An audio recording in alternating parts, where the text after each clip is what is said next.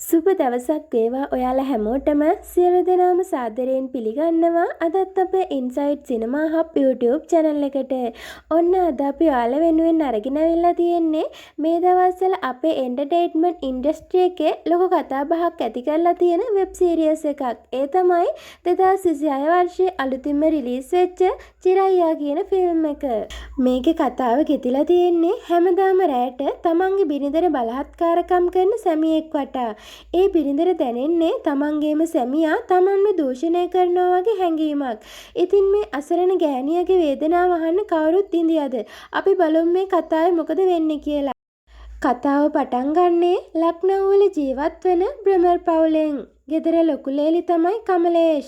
ඇය උයමින් ඉන්නකොට දූ පිංකි දුවගෙන ඇවිත් කියනවා අම්මේ බාප්පට කවුරු හරි එළිය ගහනවා කියලා.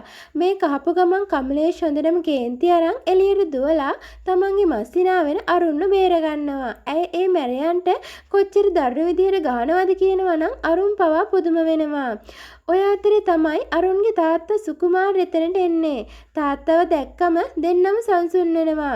සුකුමාර් දෙන්නටම හොඳටම බයිනවා. අඩුම ගානේ වරද කාගේද කියලා බලන්නේ නැතුව ගහපු එක ගැන කමලේෂ්ටත් දෝෂාරෝපණය කරනවා. හැබැයි කමලේෂ් කියන්නේ එකම දෙයයි. මගේ මස්සිනා කවදාවත් වරදක් කරන්නේ නැහැ කියලා. කමලේෂ් කියන්නේ ගෙදර හැම වගකීමක්ම හරියට ඉටු කරන ලොකු ලේලිය. ඇය විවාහ වුණේ උපාධිය පවා ඉවර වෙන්න කලින්. ඒ නිසා ඇයට පවුල සතුටින් තියන්න ඇරෙන්න වෙන විකල්පයක් තිබුණේ නැහැ.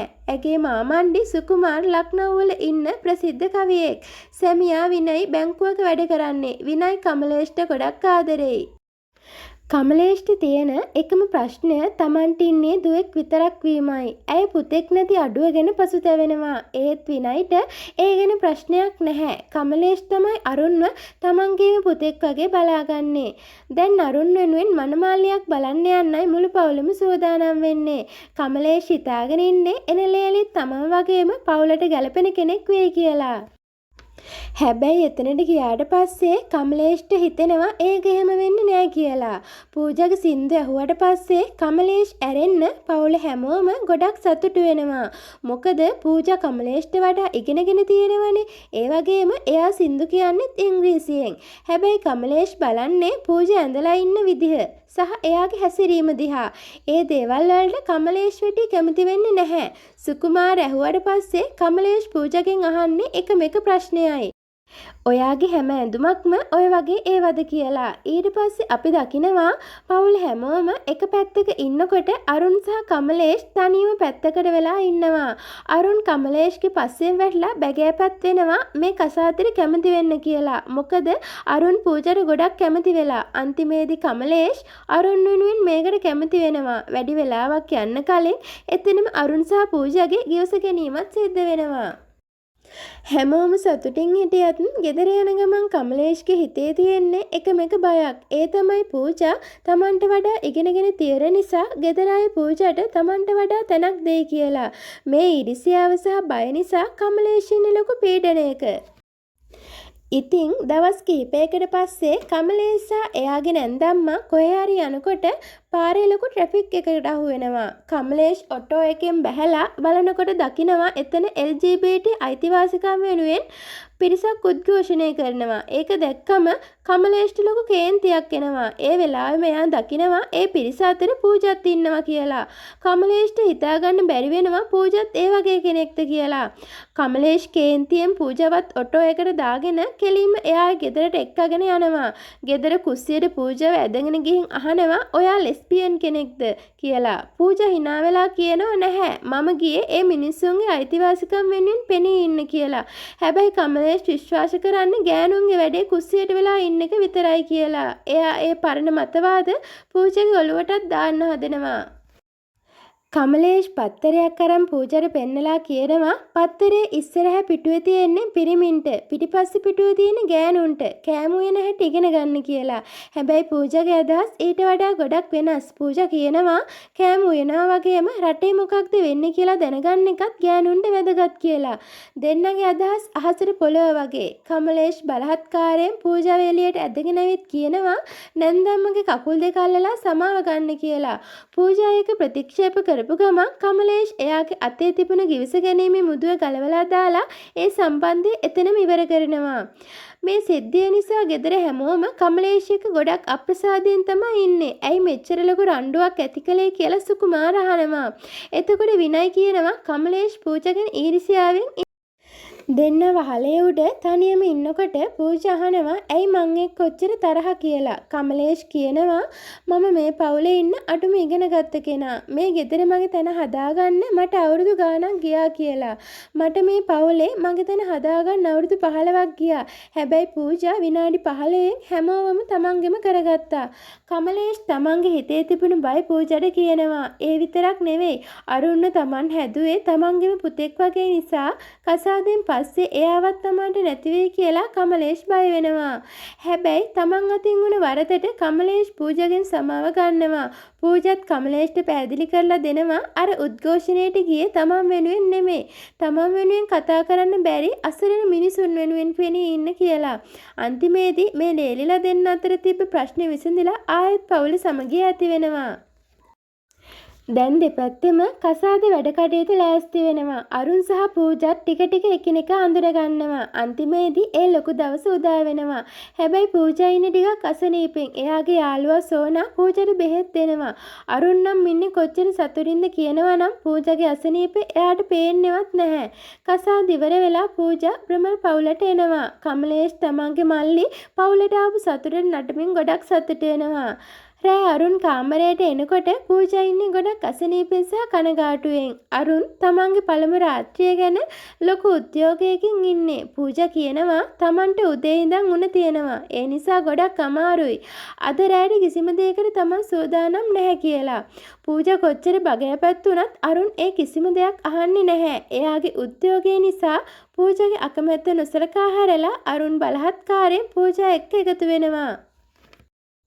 මේ සිද්ධියෙන් පස්සේ පූජා ගොඩක් අඬනවා. අරුන් තමන්ට බලහත්කාරකම් කළා කියලා ඇය චෝදනා කරනවා. හැබැයි අරුන් කියන්නේ පළමු රාත්‍රිය කියන්නේ මගේ නීත්‍යානුකූල අයිතියක්. ඒ නිසා ඔයාගේ අකමැත්තට වටිනාකමක් නැහැ කියලා. පූජා අඬමින් කියනවා අකමැත්තෙන් කරන මේ දෙයට කියන්නේ දූෂණය කියලා. ඒක ඇහුවම අරුන්ට හොඳටම කේන්ති යනවා. එයා පූජාට කෑ ගහලා බනිනවා. පූජා කොච්චර බය වෙනවද කියනවා නම් එයාට කතා කරගන්නවත් බැරි වෙනවා. අරුන් කේන්තියෙන් පූජාව කාමරයෙන් එළියට තල්ලු කරලා ගිහින් හැමෝටම කියන්න මම වැරදි කියලා කියනවා. පූජා බයෙන් සහ වේදනාවෙන් එළියට එනකොට දකිනවා මිදුලේ කමලේෂ් ඇතුළු ගෙදර හැමෝම වාඩි වෙලා ඉන්නවා. ඒ වෙලාවේ කමලේෂ් කියන්නේ ගෑණියන්ගේ යුතුයකම තමයි ගෙදර ඇතුළේ වෙන දේවල් එළියට නොදී ඉන්න එක කියලා. පවුලේ ගෞරවය රැකගන්න ඕනම ප්‍රශ්නයක් ගෙදර ඇතුළෙම විසඳ ගන්න ඕනේ කියන කතාව පූජටත් ඇහෙනවා. ඇය මැරුණත් ඒ රහස එළියට දෙන්න එපා කියන මතයේ තමයි පවුලේ වැඩිහිටියෝ ඉන්නේ.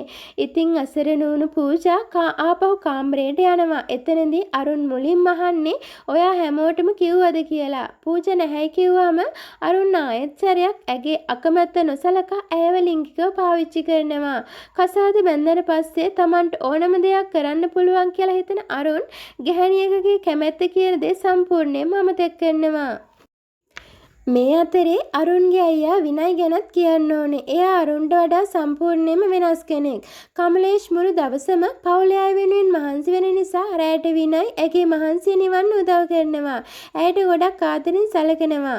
පාන්දර ජාම නැගිටින පූජා බාත්රූම් එකට ගිහින් ෂවර් එක අරගෙන ගොඩක් අඬනවා. මෙච්චර ඉගෙනගත්ත Tamanට මෙහෙම දෙයක් වුණාම කාටවත් කියන්න බැරි වුණ එක ගැන ඇය පසුතැවෙනවා. උදේ වහලේ උඩ සිහියක් නැතුව වගේ ඉන්න පූජා කමලේෂ්ගෙන් විස්තර අහනවා. පූජා අඬමින් කියන්නේ මට මගේ ගෙදර යන්න ඕනි කියලා විතරයි. කමලේෂ් කොහොම හරි ඇය ලවා අලුත් ලේලියකගේ පළමු යොම් පියුම් කටයුත්ත කරවලා පූජාව ඇගේ මහගෙදරට එක්කගෙන යනවා. ගෙදර ගිය ගමන් පූජා අම්මට හැමදේම කියනවා. අරුන් Tamanට බලහත්කාරකම් කළා කියලා ඇය අඬමින් පැහැදිලි කරනවා. හැබැයි අම්මා නම් කියන්නේ දැන් ඔයාගේ අකමැත්තෙන් වැඩක් නැහැ.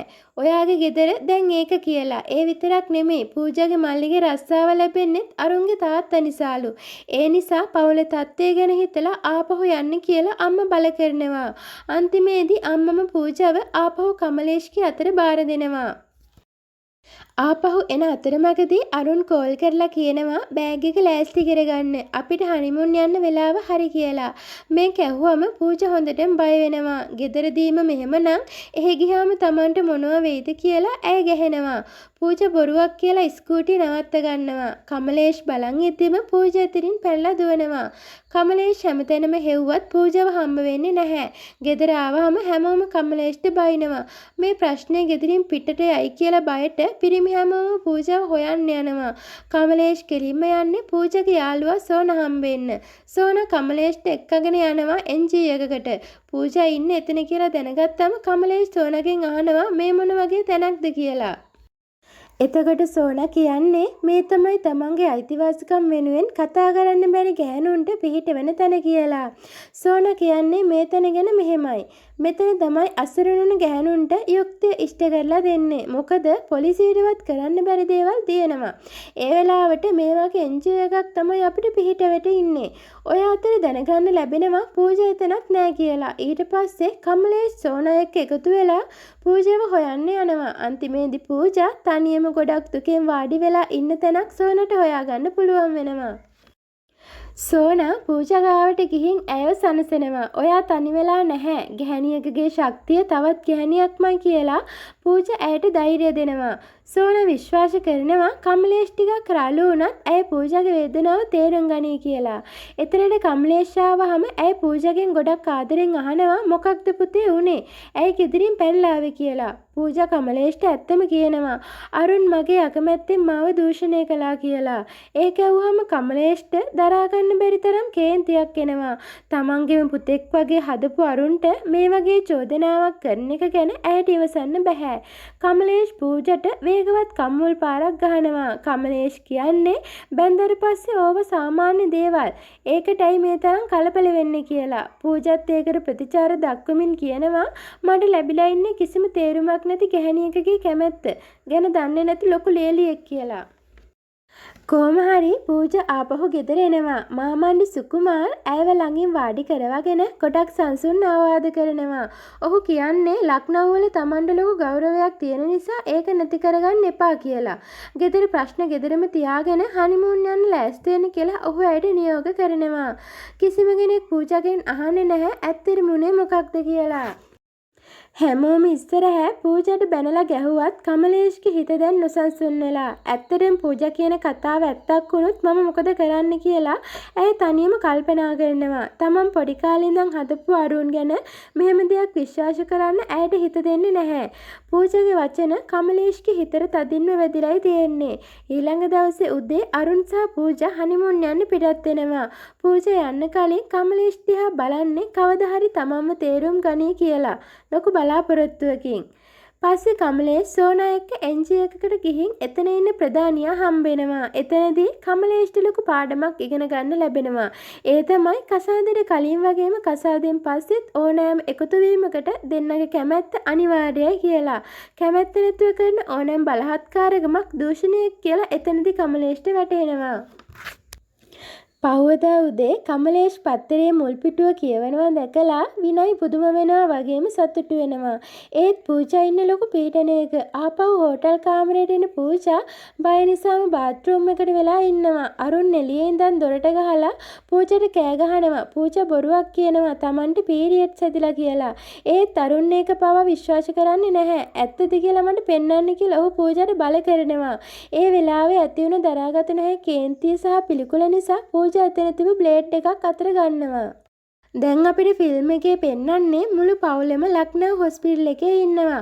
පූජාට දරුණු විදිහට ලේ වහනය වෙනවා. ඩොක්ටර් කමලේෂ්ට කියනවා මේක පීරියඩ්ස් නෙමෙයි රහස් ප්‍රදේශයේ බ්ලේඩ් එකකින් කපාගත්ත නිසා වුණු තුවාලයක් කියලා. කමලේෂ් සම්පූර්ණයෙන්ම හොල්මන් වෙනවා. ඇයි පවුල හැමෝම ගෙදර යවලා පූජාගෙන් තනියම අහනවා ඇයි මෙහෙම කළේ කියලා. පූජා කියනවා මට අරුන්ගේ මේ අමනුෂ්‍ය වැඩ ඉවසලා ඇති වෙලා මට වෙන කරන්න දෙයක් තිබුණේ නැහැ. ඔයාට මම කියන දේ දැන්නත් විශ්වාස නැත්නම් ඔයාම කරලා බලන්න කියලා. කමලේෂ් බයෙන් ගැහිගෙන ගෙදර ඇවිත් බාත්රූම් එකට ගිහින් පූජා කරපු දේම කරන්න හදනවා. ඒත් ඇයට ඒක කරන්න පණ නැහැ. බ්ලේඩ් එක අතින් අතෑරෙනවා. කමලේෂ්ට තමන් ගැනම ලොකු කනගාටුවක් ඇති වෙනවා. පූජා උදව් ඉල්ලුව වෙලාවේ තමන් ඇයට ගැහුව එක ගැනත් අරුන්ගේ වැරදි වහන්න හැදුව එක ගැනත් ඇය පසුතැවෙනවා. පහුවදා හොස්පිටල් එකට එන කමලේෂ් පූජාට කියනවා මට දැන් තේරෙනවා ඔය අතරේ අරුන් හොස්පිටල් එකට එනවා. එතනදී ආ දැනගන්නවා කමලේෂ් පූජාව ඩිස්චාර්ජ් කරගෙන අරන් ගිහින් කියලා. හැබැයි අරුන්ගේ හිතේ තියෙන්නේ තාමත් පරණ හිතුවක්කාරකමයි. එයා ડોක්ටර් ගාවට ගිහින් අහනවා ලේ වහනේ නතර වුණාට පස්සේ කවදාද ආයෙත් එකතු වෙන්න පුළුවන් කියලා. මේක ආපු ડોක්ටර්ට හොඳටම කේන්ති යනවා. ඇය අරුන්ට හොඳටම බයිනවා. තමුන් නිසා තමයි මේ ගෑන් ළමයට මේ වගේ වැඩක් උනේ. එහෙම වෙලත් තමුන්ට තාම ඕනේ ඒකම විතරද කියලා. ડોක්ටර් ගාස්ලලවා අරුන්න හොස්පිටල් එකෙන් එළියට ඇදලා දානවා. ඒ වෙලාවේ තමයි අරුන් ටිකක් බය වෙන්නේ. එයා හොරෙන්ම පිටිපස්සේ දොරෙන් ඇතුළට එනවා. අරුන්ව දැක්ක ගමන් කමලේෂ් ඇවිත් එයාව බදා ගන්නවා. හැබැයි එයා අරුන්ගේ අතේ ආරක්ෂක නූලක් බඳින ගමන් රහසින් කියනවා දෙවියන්ගේ පිහිටෙන් මගෙන් ආරක්ෂා වෙන්න බලන්න. මොකද ඔයාගේ මේ ලොකු අක්කා තමයි ඔයාව හිරේ යවන්න ඉන්නේ කියලා. උත්සවයේ ඉවරුනහම පවුලේ හැමෝම විදුලට එකතු වෙනවා. කමලේෂ් ගොඩක් බයෙන් වුණත් මාමන්නේ ඉස්සරහ ඇත්ත කියනවා. අරුන් පූජාට බලහත්කාරකම් කරලා තියෙනවා කියලා ඇය කියනවා. හැමෝම මේක අහලා තුෂ්ණිම්භූත වෙනවා. හැබැයි ඊළඟ දවසේ උදේ සුකුමාර් දෙන තීරණය ඇහුවාම කමලේෂ්ට අදහ ගන්න බැරි වෙනවා. සුකුමාර් කියන්නේ අරුන් පූජාගෙන් සමාව ගන්න කියලා විතරයි. එච්චර දරුණු අපරාධයක් සුකුමාර් එක සොරි එකකින් ඉවර කරන්න හදනවා.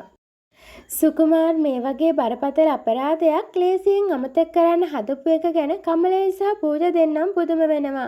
කමලේෂ් මාමන්නගේ කාමරයට ගිහින් කෙලින්ම අහනවා ඇයි තමන්ගේ පුතාට විරුද්ධව සාධාරණ තීරණයක් ගත්තේ නැත්තේ කියලා. එතකොට සුකුමාර් කේන්තියෙන් අහනවා මොකක්ද ඔයාට ඕනේ මගේ පුතාව හිරේ යවන්නද කියලා. කමලේෂ් ඔව් කිව්වහම සුකුමාර් ඇයට තදින්ම බයිනවා. තනියම ඉන්න වෙලාවක කමලේෂ්ට හිතෙනවා පරණ මිනිසුන් කිව්වේ ගැහණියක් ගෙදර ඇතුළේ හිටියොත් ආරක්ෂිතයි කියලා. ඒත් ගෙදර ඇතුළෙත් එයාට ආරක්ෂාවක් නැත්නම් එයා මොකද කරන්නේ කියලා. පහුවදා උදේ කමලේෂ් සුකුමාර්ට කියනවා ඔහු නොකරපු දේ දැන් ඇය කරනවා කියලා. සුකුමාර් කේන්තියෙන් කමලේෂ්ව පූජාව සහ පොඩි දුව පිංකිව ගෙදරින් එළියට ඇදලා දානවා. විනයි ඕන්න නතර කරන්න හැදුවත් සුකුමාර් ඉඩ දෙන්නේ නැහැ. ඔහු හිතන්නේ ඔවුන් ආපහු ඇවිත් තමන්ගේ කකුල් දෙක අල්ලලා සමාව ගනී කියලා. ටික වෙලාවකින් කමලේෂ් ආපහු එනවා. විනයි එළිය බලන් ඉන්නවා. කමලේෂ් විනයව බදාගෙන අඬමින් කියනවා මට මේක කරන්න බැහැ කියලා. හැබැයි විනයි තමයි කමලේෂ්ට ශක්තිය දෙන්නේ. ඔහු කියනවා අද ඔයා පෙරදුනොත් කවදාවත් සාධාරණයක් කරන්න වෙන්නේ නැහැ කියලා. කමලේෂ් ගේ ඇතුළට ගිහින් වැඩිහිටියන්ගේ කකුල් අල්ලලා වඳින්නේ සමාව ගන්න නෙමෙයි. ආශිර්වාදය ගන්න විතරයි. ඊට පස්සේ ඇය පූජා සහ පිංකිත් එක්ක තමන්ගේ සීයා හම්බෙන්න යනවා. සීයා වෘත්තීය නීතිඥවරයෙක්. ඔහු කියනවා විවාහය තුළ සිදුවන දූෂණ සම්බන්ධයෙන් අපේ රටේ නීතියක් නැහැ. ඒත් දෑවැදි සම්බන්ධයෙන් තද නීති තියෙනවා කියලා. ඔහු යෝජනා කරන්නේ අරුන්ට දෑවැදි නඩුවක් දාන්න කියලා. ඒ කියන්නේ බොරුවක් පාවිච්චි කළා හරි සාධාරණයක් ඉටු කරන්න. පූජා ඒකට කැමති වුණත් කමලේෂ් කියන්නේ බොරුවෙන් යුක්ති ඉෂ්ට කරන්න බැහැ කියලා. පූජාට අත්සන් කරන්න දුන්න ලියකියවිලි පවා කමලේෂ් උදරගෙන ගිහින් පුච්චලා දානවා. හැබැයි සීයා අතාරින්නේ නැහැ. ඔහු රහසින් පූජාට කියනවා දැන් නඩුවක් ඔන්ලයින් උනත් රෙජිස්ටර් කරන්න පුළුවන් කියලා. කමලේෂ් නිදාගෙන ඉන්නවා වගේ රඟපෑවත් මේ හැමදේම ඇයට ඇහෙනවා. අන්තිමේදී සීයා පූජාගේ පැමිණිල්ල ඔන්ලයින් දානවා. පහුවදා උදේම පොලිසිය බ්‍රහ්ම නිවසට කඩා වදිනවා. මුළු පවුලම අත්අඩංගුවට ගන්න. පොලිසිය සුකුමාර අත්අඩංගුවට ගන්න හැදුවත් පොලිසිය එනකොටම සුකුමාර්ගේ නීතිඥයන් කල්තියා ලබාගත් ඇපනියක් ඉදිරිපත් කරන නිසා සුකුමාරව අත්අඩංගුවට ගන්න බැරි වෙනවා.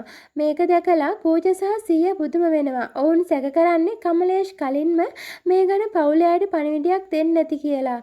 කමලේෂ් ඒක පිළිගන්නවා. ඇය කියන්නේ ඇයට ඕනේ උනේ වැරදි කරපු අයට විතරක් දඬුවම් දෙන්න මිසක් මුළු පවුලම පරිගන්න නෙවෙයි කියලා. හැබැයි සීයා කමලේෂ්ට අනතුරු ඇඟවෙනවා. ඔයා සාධාරණව සටන් කරන්න හැදුවට සුකුමාර් කියන්නේ හරිම කපටි මිනිහෙක් කියලා. සුකුමාර් නගරේ හිටියට ඔහු සටන් කරන්නේ හරිම දරුණු විදිහට. ඊළඟට සුකුමාර් කරන්නේ හිතාගන්න බැරි දෙයක්. ඔහු පූජාගේ මහගෙදරට යනවා. පූජාගේ තාත්තව තනියම හම්බ වෙලා ඔහුට බල කරනවා පූජා ලවා සමාව ගන්නවන්න කියලා. තාත්තා ඒකට කැමති වුණාම සුකුමාර් බලහත්කාරයෙන් ඔහුට නිදිපෙති දෙකක් පොවලා ඔහු රෝගී තත්ත්වයට පත් කරනවා. ඔහු කලින්ම හොස්පිටල් එකෙන් රූම් එකක් බුක් කරලා ඉන්නේ. මේක හරිම සැලසුම් සහගත වැඩක්. තාත්තා සිහි නැතුව වැටලා ඉන්නවා දැක්කම පූජා හොඳටම බය වෙනවා. ඇය කමලේෂ් එක්ක ලක්නෝ හොස්පිටල් එකට දුවගෙන එනවා. එතනදී අරුන් හරිම අහිංසක විදිහට රඟපාමින් හැමෝම ඉස්සරහ පූජාගෙන් සමාව ඉල්ලනවා. ඒ අතරේ සුකුමාර් පූජාගේ තාත්තට කියනවා බය වෙන්න එපා. ඔයාගේ පුතාගේ රස්සාව ස්ථිරයි කියලා. ඒ කියන්නේ පූජාගේ පවුලට ලොකු උදව්වක් කරනවා වගේ පෙන්නලා පූජාව අයත් පවුලට ගෙන්න ගන්න ඔවුන් බලන්නේ. වෙන කරන්න දෙයක් නැති නිසා පූජා සහ කමලේෂ් ආයෙත් බ්‍රහ්ම නිවසට එනවා. ඔවුන්ගේ මූණවල තියෙන ලොකු වේදනාවක්. පහවදා සුකුමාර් පොඩි සාදයක් ලෑස්ති කරනවා පවුලේ ගෞරවය ආයෙත් තහවුරු කරන්න. අරුන් හරිම සතුටින් හැමෝටම රස කැවිලි බෙදෙනවා. අන්තිමේදී හැමෝම ඉස්සරහ අරුන් රස කැවිලි බෙදමින් Taman ජයග්‍රහණය කළා වගේ හැසිරෙනවා. ඔහු කමලේෂ් ගාවට ඇවිත් කියනවා දැන්නත් මේ තරහ අමතක කරන්න කියලා. ඔය වෙලාවේ විනයි කමලේෂ් පැත්තකට කැඳවලා කියනවා අපි මේ ගෙදරින් අයින් වෙලා වෙනම ජීවත් වෙමු. මෙච්චර දේවල් වුණාට පස්සේ ඔයාට මෙහෙ ඉන්න අමාරුයි කියලා. අරුන් ආයෙත් පූජාට බලපෑම් කරන්න හදනකොට කමලේෂ් මැදට පැනලා පූජාවත් එක්කගෙන ඇතුළට යන්න හදනවා. අන්න ඒ වෙලාවේ තමයි කවුරුත් බලාපොරොත්තු නොවුණු දෙයක් වෙන්නේ. අවුරුදු ගණනාවක් නිශ්ශබ්දව හිටපු කමලේෂ්ගේ ආච්චි අම්මා කතා කරන්න පටන් ගන්නවා. ඇයි කියන්නේ දැන් මේ හැමෝම රකින්න නිශ්ශබ්දතාවය බිඳින්න කාලය හරි. මිනිසුන් මෙවැනි දේවල් යටපත් කරනවා. ඒත් දැන් ඒ වෙනුවෙන් හඬක් නැගිය යුතුයි කියලා. පහුවදා ගංගානම් නදියේ මංකඩ අසල කමලේෂ්ගේ නැන්දම්මා පූජාවක් පවත්වනවා. පවුලේ සාමය සහ ලේලිලා දෙන්නගේ නැවත පැමිණීම වෙනුවෙන්. හැබැයි කමලේෂ් එතන තියන්නේ දේව රූප විතරයි. මිනිසුන් ඒ ගැන අහපුවාම කමලේෂ් කියනවා ඇය අද දෙවියන් දෙදෙනෙකුගේ කතාවක් කියන්න යනවා කියලා. කමලේෂ් පුරාණ කතා ඇසුරෙන් විස්තර කරනවා එදා කාලේ කාන්තාවන්ට ලැබුණු ගෞරවය ගැන. දරුවන් පවා හැඳින්වූයේ මවගේ නමින් බවත් කාන්තාවකට අත තැබූ රාවණා වැනි අයට අත්වූ ඉරණම ගැනත් ඇය මතක් කර දෙනවා. ඊට පස්සේ ඇය කියනවා ඒ ලෝකේ වුණු දේවල් දැන් මම කියන්නේ මගේ අස්පනා අපිට වුණු දේ කියලා. කමලේෂ් හැමෝම ඉස්සර පූජාව කැඳවනවා. පිටුපසින් ඉන්න සුකුමාර් සහ අරුන් ඉන්නේ හොඳටම බය වෙලා. මොකද පූජා ඇත්ත කිව්වොත් ඔවුන්ගේ සමාජ තත්ත්වය නැති වෙන නිසා. හැබැයි පූජා බය වෙන්නේ නැහැ. ඇය මුළු සමාජයම ඉස්සරහ කියනවා තමන්ගේ සැමියා තමන්ගේ අකමැත්තෙන් තමන්ව ලිංගිකව පාවිච්චි කළා කියලා. මේක ඇහුවම අරුන් කේන්තියෙන් ඇවිලෙනවා. මුළු පිරිසම කලබල වෙනවා. සුකුමාර්ට මේ ලැජ්ජාව දරා ගන්න බැරුව පූජාට නිහඬ වෙන්න කියලා හැමෝටම යන්න නියෝග කරනවා. හැබැයි මේ වෙලාවේ කමලේෂ් සිංහ දෙනක් වගේ නැගී සිටිනවා. ඇය එතන ඉන්න කාන්තාවන්ගෙන් එක ප්‍රශ්නයක් අහනවා. මෙතනින් යන්න පුළුවන්. තමන්ගේ ජීවිත කාලය පුරාම තමන්ගේ සැමියාගෙන් හෝ වෙනත් පිරිමියෙකුගෙන් කිසිම දවසක බලහත්කාරකමක් හෝ අසාධාරණයක් සිදු නොවු ගැහැණුන්ට විතරයි. ඒක ඇහුවම එකම ගැහැණියක්වත් එතනින් හෙල්ලෙන්නේ නැහැ. හැම ගැහැණියකම නිශ්ශබ්දතාවයේ පිටුපස සැඟවුණු වේදනාවක් තියෙන බව එතනදී ඔප්පු වෙනවා. මොකද කමලේෂ් දන්නවා මේ ප්‍රශ්නේ එතන ඉන්න හැම ගැහැණියකටම පොදුයි කියලා. කොහේ හරි කවදා හරි තමන්ගේ අකමැත්තෙන් සිදුවන බලහත්කාරකම් වලට බොහෝ ගැහැණුන් මුහුණ දීලා තිබුණත් ඒ වෙනුවෙන් හඬක් නගන්න ශක්තියක් කාටවත් තිබුණේ නැහැ. හැමෝම ඉස්සරහ තමන්ගේ ලැජ්ජාව වහගන්න බැරි වුණ අරුන් කේන්තියෙන් පූජාට අත උස්සන්න හදනවා. හැබැයි මේ පාර කමලේෂියක නතර කරනවා විතරක් නෙවෙයි අරුන්ගේ කනහරහා දරුණු කම්මුල් පාරක් ගහනවා. කමලේෂ් කියන්නේ මේ දේවල් වලට උසාවියෙන් තීන්දුවක් ලැබෙන්නේ නැති වෙන්න පුළුවන්. ඒත් පවුල සහ සමාජය අද මේකට තීන්දුවක් දෙනවා කියලා. කමලේෂ් අරුන්ට නියෝග කරනවා පූජාගේ කකුල් දෙක අල්ලලා සමාව ගන්න කියලා. අන්තිමේදී අරුන් පූජාගේ කකුල් දෙක අල්ලලා සමාව ඉල්ලුවත් පූජාට ඔහු සමාව දෙන්නේ නැහැ. ඇත්තටම පූජා විතරක් නෙවෙයි එවැනි අපරාධකාරයෙකුට ලක්වුණු කිසිම ගැහැණියකට ඒ වගේ දෙයකට සමාව දෙන්න අමාරුයි. අවසානයේ කමලේෂ් සුකුමාර් දෙසට හැරිලා මෙහෙම කියනවා මට කියන්න තිබුණ දේ මම කියලා ඉවරයි. දැන් මගේ කතාව නතර වෙනවා. ඔබේ කල්පනාව පටන් ගන්නවා. පවුල කියලා කෑ ගැහුවට පවුල ඇතුලේ ඇත්තට වෙන්නේ මොකක්ද කියලා ඔබ දැනගෙන හිටියේ නැහැ. ඉතින් මෙතනින් මේ ලස්සන වෙබ් සීරියස් එක අවසන් වෙනවා. මේ කතාව අපිට ලොකු පාඩමක් උගන්වනවා. පූජට වුණු දේ අද ලෝකයේ තවත් දහස් ගණන් පූජලාට සිද්ධ වෙන්න ඇති. හැබැයි හැම පවුලකම පූජා වෙනුවෙන් පෙනී ඉන්න කමලේෂ් වගේ ශක්තිමත් ගැහණියක් ඉන්නවා නම් මේ ලෝකේ මීට වඩා ගොඩක් ලස්සන වෙයි. ඉතින් මේ කතාව ගැන ඔයාලට හිතෙන දේ පහලින් කමෙන්ට් එකක් දාගෙන යන්න. ඒ වගේම තමයි අපේ YouTube channel එක තාමත් subscribe කරපු නැති කෙනෙක් ඉන්නවා නම් දැන්ම subscribe කරන්නත් අමතක කරන්න එපා. තවත් ෆිල්ම් එකකින් හම්බ වෙනකන් ගිහින් එන්න. සුබ දවසක් ඔයාලා හැමෝටම.